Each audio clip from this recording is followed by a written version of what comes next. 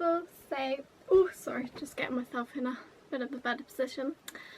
So today I thought I would do a video of things you may experience or expect to happen in like the process of weight restoration and the early stages of recovering from an eating disorder. Some of them may not apply to you, some of them just be some that I've experienced, and some of them may be common. I'm just filming this because it may help someone and make them feel a little less anxious. I do have weekly observations at my GP's, and I do discuss some of the things I've been experiencing with my nurse and doctor, and they can give me reassurance that everything's okay and a little bit of an explanation as to why these things may be happening. So yeah, I'm just gonna get into it. The first few things I will talk about is more to do with the mental part rather than the physical part, and then I will go into physical symptoms. So yeah, the first thing you may expect is extreme guilt and your eating disorder voice getting a lot louder and a lot more angry. Now, I've found in myself that I will get myself into a routine where I start to get comfortable with what I am currently eating. But then anytime I kind of have anything different from my routine, that guilt will then come back, that ED voice will get angry, which is why I'm trying to challenge myself a lot more. But distractions are very much key in the early stages when you're feeling these guilty feelings. Like I've said in previous videos, you could do puzzles, you could do crafty bits, you could find something you really enjoy watching, listening to music. Anything that kind of keeps you occupied is a good thing to have, because sitting with that guilt is horrible to go through, and I do know that. I will also say that the more angry your eating disorder voice is getting at you, the likelihood is the more you're taking back control and the more you are winning. So just think of it as, yeah, your eating disorder voice may be getting angry, but it's because you are winning. You are not allowing it to control you. Yeah. The next thing, which I've mentioned so many times in videos, especially for me, it's one of the most difficult things to deal with in recovery, is a hurricane of emotions. Eating disorders are very commonly used to numb and suppress emotions you don't want to feel, and in a way to kind of give you a sense of control even though you have no control whatsoever. Now, I may make a video on events which I want to forget later on when I've processed them a bit more, but there is quite a few like different triggers and memories which very much fuel my eating disorder, and when I do start to eat, the emotions associated with it come back, and for me it also triggers off my PTSD and me having really bad panic attacks and flashbacks, and I do really struggle with that. But you've just got to always remember that it's human to feel. Like, it is normal to feel and it is normal to have emotions, because your emotions tell you what you like, your emotions tell you what you dislike. Yeah, it kind of gives you your identity, and your eating disorder takes that identity away. So it is unfortunately something you will have to stick with, but it will begin to get easier the more you progress on. And my advice for that is, again, distractions and things that make you feel better about yourself, and showing yourself a bit of self-love and self-care. Yeah. So the next one is constant self-doubt and the need for reassurance. In the early stages, I was literally questioning my parents all the time that it was okay for me to eat. I needed them to tell me to eat so I knew it was okay to. Like, I couldn't get food on my own. If I wasn't reminded, I didn't feel like I deserved to eat.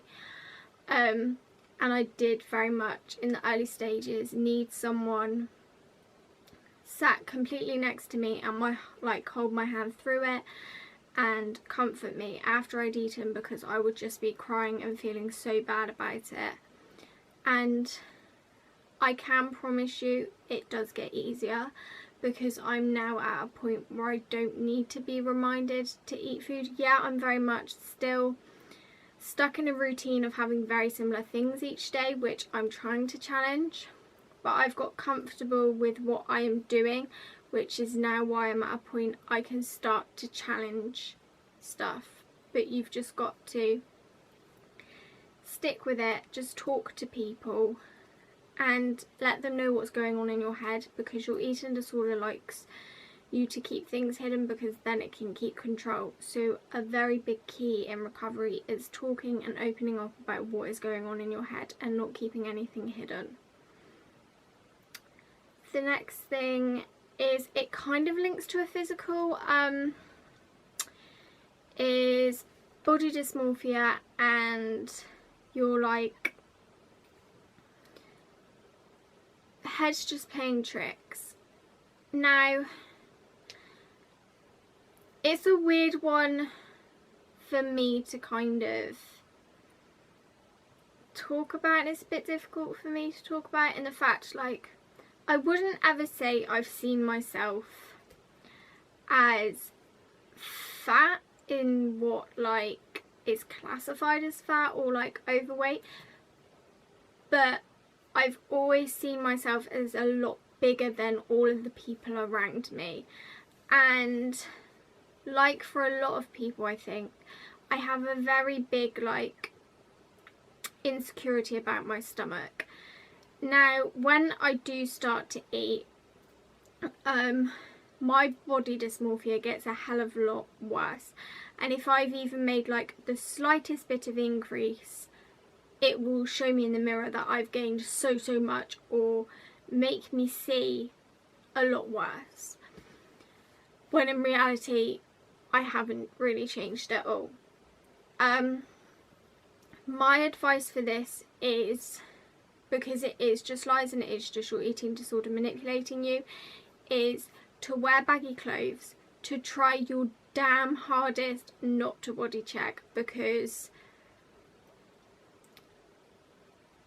it's only going to make those feelings worse. And I know it's really hard to stop body checking, but you do need to, unfortunately. And avoid mirrors, and yeah, and just remember that it is a lie and you're not seeing the reality. It's just your eating disorder playing tricks. Just keep thinking that in your head, and again, I would recommend talking to people about it so you can get maybe some reassurance from them. The next one kind of links into this, insecurities about like your body, is bloating and water retention in your stomach. It's a cruel thing of recovery, and a very nasty thing to happen is when you do start refeeding your body and restoring weight, the weight predominantly goes to your stomach area. A lot of that is water retention, and that is because it needs to build like a little barrier and layer around your organs, which most of them are in your torso area. And that will help the repair go on.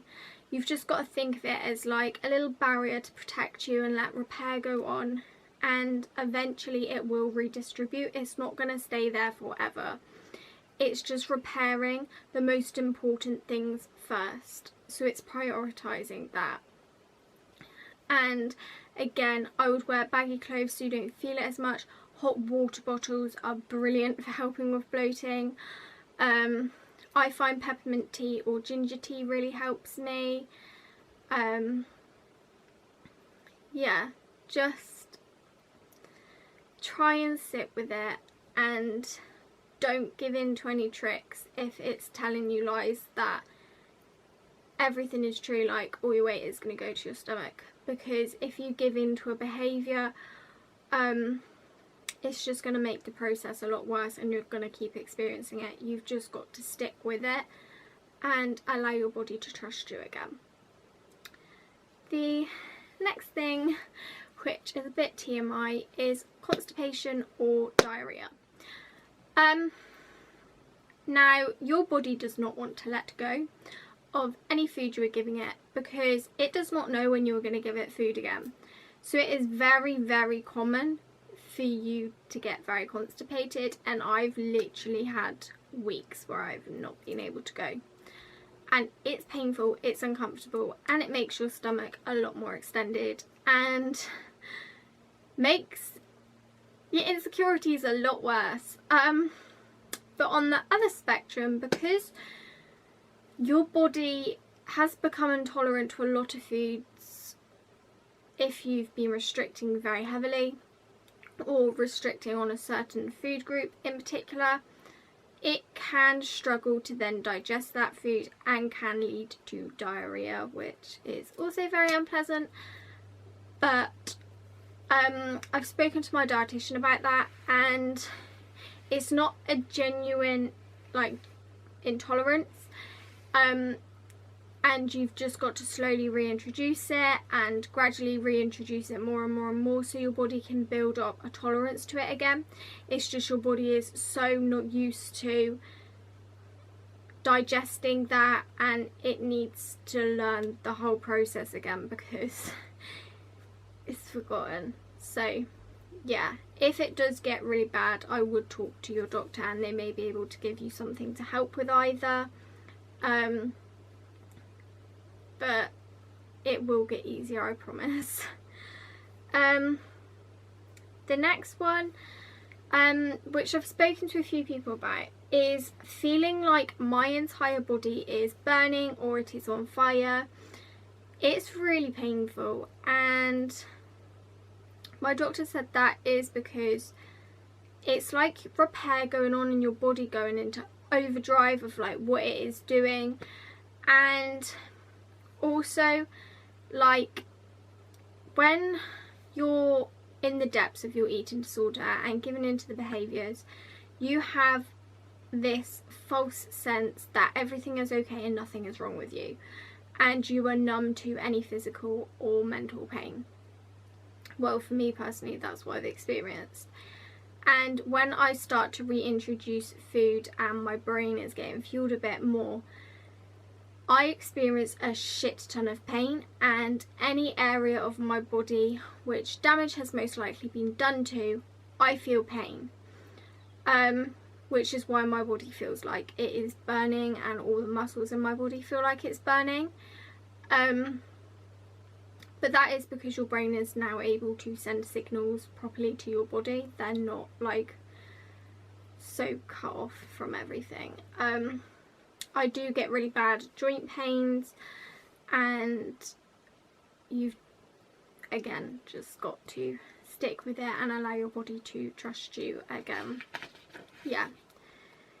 The next thing is water retention in your feet and ankles, which is also really, really painful. I don't really know why that happens, but it does. It just means you've got to rest. Your body needs a lot of rest. Extending your legs like on a sofa or a bed will help. Not wearing too tight clothing, just resting as well. Just rest, like your body needs rest. Which links into my next thing of extreme tiredness. I think I've said in a previous video that I had a very false sense of energy when I was in the grips of my eating disorder and given in to all of its behaviours, and I thought I could literally do anything. and I thought I could work out for hours without fueling my body. I thought I could just go about doing normal everyday stuff. And when I did even just start to reintroduce a tiny bit of food, my body went into complete shutdown. Like, I wasn't able to do anything for myself really. Like, I couldn't wash myself, I was sleeping all the time. Like, I still have to sleep a lot now, and I take naps during the day because I do get really tired. And this is because your body doesn't want any of the fuel or energy you're putting into your body being used up by anything it doesn't need to be. It needs to be used to repair your body and your mind. And your body is gonna make you go on a bit of a shutdown mode so that it can rest and repair. And my doctor said to me, repair does happen best when you are sleeping, and that is when most of it gets done. So it's gonna push you to sleep. As long as you are getting up and eating what you're required to eat in a day, sleep as much as you want to sleep because your body needs it. Which links into my next thing of, because your body is doing a lot of repair while you're sleeping, you can get really bad night sweats. Now, I get quite bad night sweats, and anytime I do make an increase in my diet, they get a lot worse again, and that is just because your body is working extremely hard to repair. And it's actually a very good sign when your body starts to have that happen, because it means your body is starting to heal and repair. Another thing which links into an indication of that is heart palpitations. Now, I would talk to your GP or your nurse about it because it could be a sign of something bad, but I do have regular ECGs and nothing's like showing up on that. My blood pressure and stuff is fine. It is just my body working really, really hard and telling me I need to rest. It is really scary though, and I do get very paranoid about all of that kind of stuff because I worry that I've done damage internally that I'm not aware of, which is kind of a mental thing. When you do start to recover, feeling very paranoid about damage or something going wrong, or yeah, like medical paranoia. The next one is strange hunger signals. Now, I get full really, really easily, but then in the space of 10 minutes I can be hungry again. And I have recently been waking up at like 2-3 in the morning with really, really, really bad hunger pains. And I spoke to my dietitian about this, and she was like, oh, you can't trust your hunger signals, do not respond to them, stick to what I am setting you, do not eat any more than that. Which has like, it made me feel very like upset and scared, because I've had a thing in my head for so long telling me not to eat, and then having a person tell me I can't eat either, it just makes no sense to me. So I've discussed this with my parents, and they've said respond to any hunger I get, because if my body is giving me that extreme hunger pain, it wants food and I need food, and I'm not ever going to be eating too much food while I'm recovering. And yeah, so I understand meal plans need to be in place because your hunger signals are messed up, but they should not restrict you in the fact you cannot eat any more than what is on your meal plan, unless obviously you are still at risk of refeeding syndrome. But I am no longer at risk of refeeding syndrome, so I would respond to your hunger as long as you are medically fit to, because not allowing yourself to eat when you are getting hunger pains is restriction. And it did really upset me that the dietitian said that, so I'm not taking advice on that, which may be right or wrong, but I know for myself and for my mental recovery, I need to start responding to any kind of hunger signal. Next one is air pockets and wind. Now your stomach has shrunk and it's filled up with air pockets, and when you eat and while your stomach is starting to like stretch out again, these air pockets are being filled and it's pushed out, and it can be quite embarrassing, but you know what, you've just got to laugh about it. It is perfectly natural. Sorry, the camera died. So yeah, it's just something you've kind of got to laugh about, get on with. It's normal, and just ignore anything anybody says. And the final thing I've noticed is my hair started to come out when I was in the grips of my eating disorder and very much controlled by it, but I've noticed since I've started eating more, it's starting to fall out a little bit more. And I think the reason behind this is your hair is not a priority. It's not something your body needs to repair because it's not what's keeping you alive. But as soon as you start to nourish your body more and your body is starting to repair, your hair will also repair as well. So just keep with it. But yeah, that's all my points. I just want to say that all of these things, anorexia or your eating disorder, will use them to lie to you and manipulate you and basically tell you that eating or not engaging in the behaviours is causing harm to you, and all this bad stuff is happening because you are going against all of that. But it is something you do just have to stick with and allow your body to trust you again. And when you do start to do that and your body has started trusting you again, you will realise how much control anorexia or your eating disorder has had over your life and how it has stopped you from living. Because once you start to let go, you begin to get a life, you begin to be able to talk to people, you begin to want to have goals and want a life, and you're not going to be able to get that if you keep engaging in behaviours. So you've really just got to stay strong.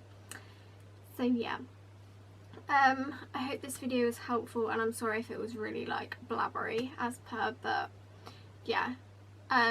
If you have any suggestions of videos to film, like I always say, please comment below or send it through my Instagram, which is also in the description below. So yeah, stay strong, stay positive, and remember, you are all absolutely gorgeous.